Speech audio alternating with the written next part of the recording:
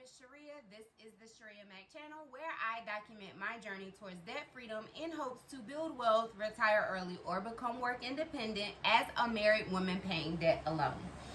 If you are new here, thank you so very much for clicking on this video. And if you are a returning viewer or subscriber, thank you so very much for coming back. If you're new and you're a viewer but not yet a subscriber, please consider subscribing to follow my journey towards eliminating 6 figures worth of debt as a married woman paying debt alone. In today's video, I will be talking about exactly what being a married woman paying debt alone is and the struggles that affect me as a married woman paying debt alone.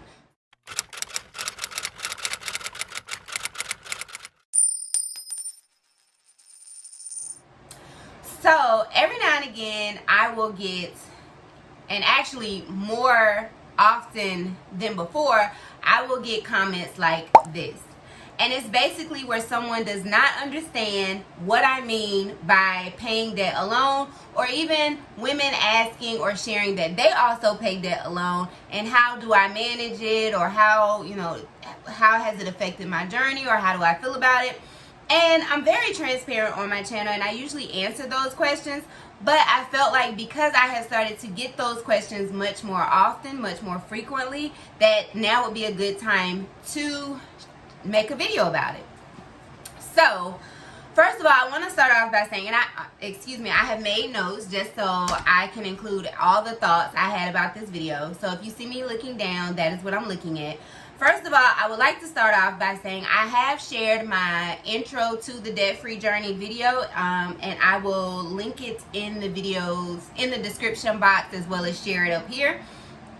So I started off on my debt-free journey in or around 2015, and I have a video that goes very much into detail about how my aunt's death had a heavy impact on me starting my journey.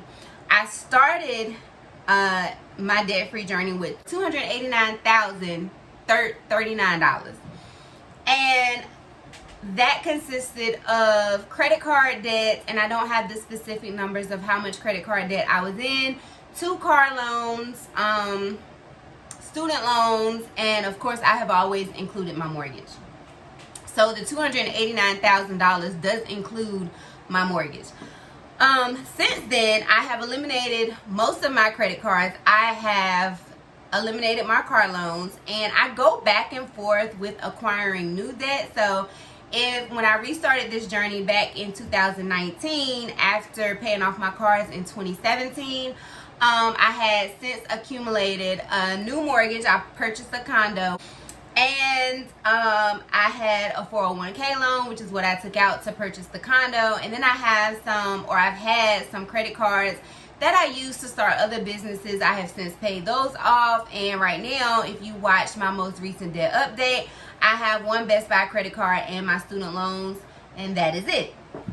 So I'm currently sitting at $124,000, and I have since deducted the balances of my mortgage from my debt-free total, because I will consider myself debt-free once I have paid off my student loans, and I am also on a mortgage-free journey, but that is not my priority.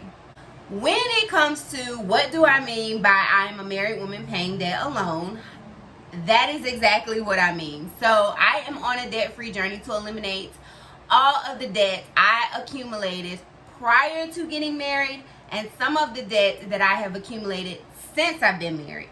Most of the debt that I have accumulated since I have been married benefits my entire family, so things like the mortgage and the condo.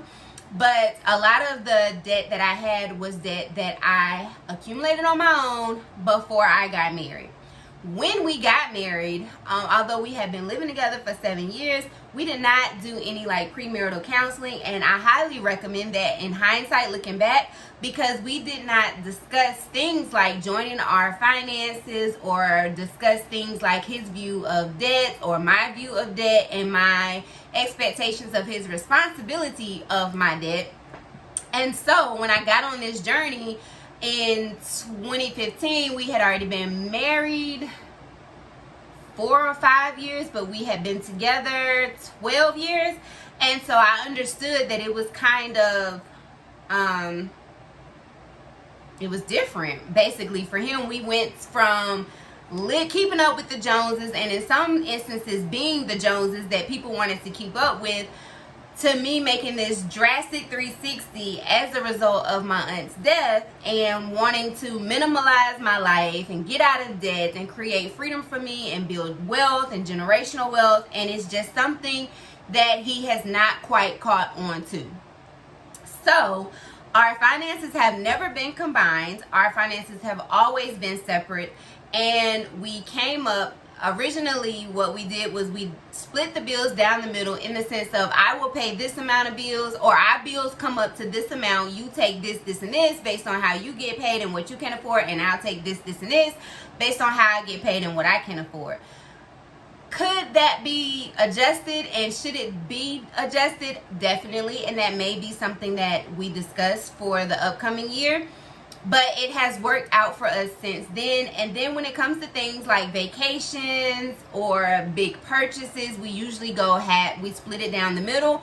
Or like I shared for when we went to the Virgin Islands, I did have a sinking fund to get us there. But whatever money he did not have for us to enjoy ourselves, that just meant we didn't do it. But he had quite a bit of money for us to be able to enjoy ourselves when we went to the Virgin Islands. And that is typically how we do vacations, and that is usually how it works. So something that has not broke yet, so we have not created a fix. But although most of the time how we do things works for us, there are still times that I struggle, and I'm sure he does too, and we haven't had this conversation. I wanted to share some of the struggles I have on this debt-free journey as a married woman paying debt alone. So, the first struggle is the lack of support. And as you are aware, if you've been following, I have like massive goals. So like this year in February, once I was made aware that the forbearance had been extended, I made this massive goal to eliminate $13,000 of the student loan interest by September 30th, when I thought payments were going to resume. And from February to September, that was literally only March, April, May, June, July, August, September. That was 7 months I had to eliminate $13,000. I didn't even think about how I was going to do it, how I was going to make it work. All I know is I made the goal and I had to accomplish it by September 30th. And so I don't typically go to him about these goals, any of my financial goals. You know, in general, he knows that I would love to pay my mortgage off, pay our mortgage off, and that I would love to pay our investment property off. And I know that he would love to pay his investment property off. But as far as the plans that we have to accomplish those things, we don't really talk a lot about that together.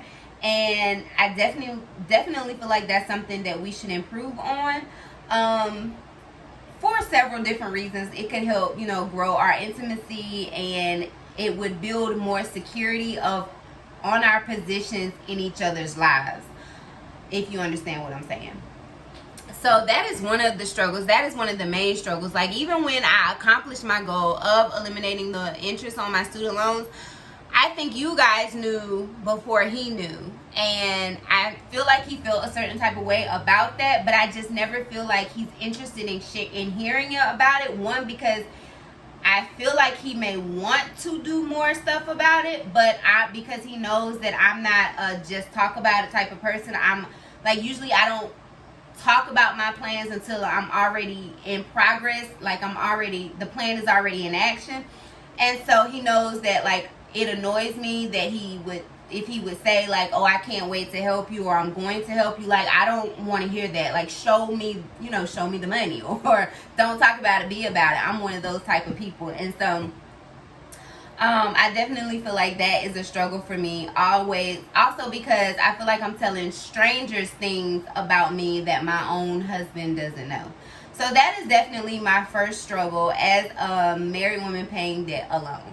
The second struggle I have is sometimes I look like the bad parent or the less fun parent But on the opposite, sometimes I look like the parent with the money. So sometimes it goes, either way. Because sometimes things that my kids want, especially my youngest son, I don't typically have because it's not in the budget. Like, the budget has been devised, and that's not in my budget, so I can't do that. But on the other side, like, because I have a budget and I have these certain sinking funds, like my daughter's prom sinking fund, I look like the parent who has the money. So, and I know sometimes it's counterintuitive because they come to me for some stuff and I'm like, that's not in my budget. It's gonna have to wait to the next pay period, or no. And then sometimes I'm like, oh, I got that because I got this. And so that is sometimes a struggle because I feel like sometimes I am disappointing my children. And as a mother, you don't typically want to be a disappointment to your children. But as is life. The third struggle I have is envy. And I'm not afraid to say that sometimes I do look at my husband and I'm envious of the fact that he did not accumulate the debt that I have. So he didn't go to college. He has a trade, and he has the income earning potential to earn about as much as I do with my degree, or more, just depending on how much he would like to work. So as a welder, he could very well be making $100,000+ a year, and he has no six-figure debt attached to it. So sometimes I do envy that because I feel like, had I known what I know now, I definitely would have chosen a different path for myself. So sometimes I do feel like that. The last struggle is FOMO. And if you're not aware of what FOMO means, it is the fear of missing out. And sometimes I feel like I struggle with the fear of missing out, of hanging out with my friends, or going out as a couple to hang out with our married friends, because going out and having dinner is not in my budget, or I don't want to take date night money to do that, although I guess it's kind of the same. And so sometimes, I struggle with missing out on the fact that I'm at home because I don't have money or I'm not going to spend money. I'm not going to allocate money. I have the money, but I'm not going to allocate money to, $60 worth of food and drinks for an hour with the people that we just saw last week. So, I definitely feel like that sometimes. Sometimes, like, he likes to go dirt bike riding and four-wheeling and fishing and stuff like that. And sometimes that's just not in my budget. And sometimes I just don't have time because I'm working on so many things over here. But it all goes hand in hand because I'm working hard to build a business, to increase the income, to increase my freedom. And he's just like, I'm going to go to work Monday, but today I'm going fishing. And so sometimes I'm in my feelings because I feel like I'm missing out on spending time with him, or quality time, or even doing things. Some things like spending money on food every weekend when we have food at home just does not logically or financially make sense to me, and I can get over that sense of FOMO pretty quickly. But other times I'm like, dang, I really wish I could go out with them, or I really wish I hadn't thrown, I had $70 left in my account on Sunday. I get paid on Tuesday, so I'm gonna take $35 of it and I'm gonna throw it on debt. But now Sunday night they want to go grab drinks, or they want to get breakfast in the morning, things like that. So those are some of the things. Those are the main struggles that I have on my debt-free journey as a married woman paying debt alone. There are plenty more. One of them that I constantly share is comparison, but that's not specific to being a married woman paying debt alone. These struggles were specific to being a married woman paying debt alone. And so these are some of the biggest struggles that I'm currently trying to overcome. So if you are a married woman paying debt alone and you have very similar struggles, or it's just a struggle getting started, or you are a married woman who would like to start paying debt but your husband is just not on board for whatever reason similar to my husband, or for whatever reasons, The best encouragement I can give you is to just go ahead and get started, and hopefully once they see the progress that you have made, the significant amount of progress you have made, they'll follow along. I think if you're saying, well, that didn't work for you, you are correct. It has not worked for me. And here's why I think it has not worked. Because I had credit cards, like 14 of them. He had one. So him seeing me eliminate 13 cards or 14 cards did not make him feel less than, I guess. So it was like, it wasn't, I feel like his perspective was like, oh, you should be eliminating them. I have shared that, like, once I got to paying off my car and he saw that I was not going to have a $414 car payment, he started paying off more aggressively the truck, the Tahoe. Although the Tahoe was in my name, it was his car payment, and that was $376. And it was like, oh, okay, you don't have a car payment, you're not going to have a car payment, I'm not going to have a car payment either. So we came together on that. And I feel very, again, because he doesn't have student loan debt, he doesn't, although I feel like he should be like, well, I don't have student loan debt and I can't imagine how it feels and I don't want you to have it either. It's more of like, he can't relate. But I do feel very strongly like once he sees that I'm aggressively attacking my investment property or the mortgage, I do feel like that would be the point where he comes along, because it's something that, one, he can be a part of, one that he will benefit from or is going to benefit from. And so, you know, I hate, the reality is that that is what may have to happen for him to come along. But I have already accepted the fact that he may never come along. And the only reason we don't have particularly money fights is because our money is separate. So it's not like our money is together and I want to eliminate a credit card bill and he wants to go get a new truck. Our bills are separate. Our income is separate. Our bills are separate. So our bills are together, so to speak. Like both of our names are on all of the bills, but because he doesn't take from me and I'm not taking from him, I feel like that's why we don't have money fights or typically money discussions. The next tip I would like to give married women, so the first one is to just start minimally and share your progress. I do share my progress, or I did start out sharing my progress, and that's what I feel like made him come along as far as paying off the cars. But I don't typically share the share the progress of my student loans. Partially, I feel like it's because I have some shame about the amount of student loan debt I'm in. But I am confronting that shame by paying it off. So my second tip would be to share your progress. So the first tip is to just start minimally, aggressively, whichever way you feel is the best way, to passively to start eliminating the credit card debts or, you know, whatever debt you're working on. The second thing is to share your progress, and not just share your progress in a genuine type of way, genuinely to be like happy, not like a look what I did, this is why you should be doing it type of way. More of a like, babe, I did it, I paid off such and such and such. The third tip I can give you is to accept that you cannot make him and he may never do it.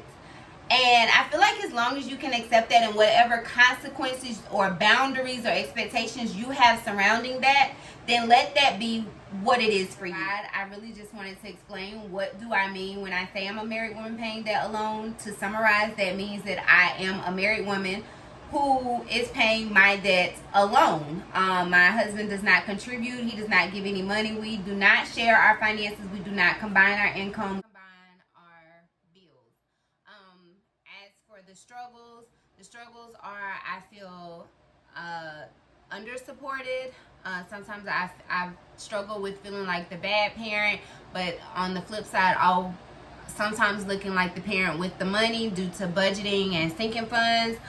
Sometimes I do envy my husband because he doesn't have he hasn't accumulated the amount of debt that I have accumulated.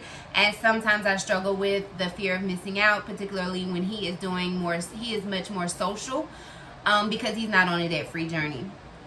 tips that I did provide for women who are on a debt-free journey, and this is not just exclusive to women who are trying to pay debt alone, but also men who are trying to pay debt alone. Just start with the expectation. Start with your why in sight. You are not their parent, you are their spouse. And so, you know, I'm not a big Dave Ramsey follower, but that is one of the things that resonates with me, is that my husband is not, I'm not his mother, and so I cannot make him. But just start however you can start, and genuinely share your progress from a place of just being excited that you were able to accomplish it. Not in a, this is why you should be doing it, this is why we need to be doing it, you're stupid, I'm not. That's from that, not sharing your journey in that, from that standpoint or with those intentions. And then the third tip is to accept that they may never join you on this journey, or accept that it may take them a long time to follow along. But I think it's very important that you just come from a place of understanding why they may be hesitant to follow you on this journey or join you on this journey, and then from that perspective kind of approach it in a way that you know will be effective in helping them. So that is it for my video today. I was very vulnerable in this video, and I hope that you appreciate all the information that I shared. If you have any additional questions specifically about my journey, feel free to drop those down in the comment section below. And if you have any tips, if you have been a married person who has eliminated the debt alone and you are still married, please share that down in the description bar alone. I recently shared that we celebrated our 11th year anniversary, and I have been on this journey since 2015, so that's about 6 years. Yeah, 6 years I've been on this journey, but we've been married 11 years, so you know, we're still making it, I guess. And so am I hopeful, or do I pray that he will join the journey? Yes, I do. So I am very understanding, and I would encourage you as the person who is doing it alone to be understanding as well. Have that conversation with that person, your spouse, that this is what I would like to do and I would love to do it with you, but if you're not going to do it, I'm going to do it alone, and you're more than welcome to help me try to figure out how I'm going to do it. And whenever you get comfortable with joining me on this journey, you know, I would love to go through this journey with you. So that is it. If you found this video helpful, please give me a thumbs up. If you have not already subscribed to my channel, please consider subscribing to follow my journey, eliminating 6 figures worth of debt as a married woman paying debt alone. I really appreciate you taking out the time to watch this video, and if you are still here after all of this time, make sure you give me the praying hands or the celebration hands in the comments down below. Do remember that the debt-free journey is indeed a journey, not a destination. Bye.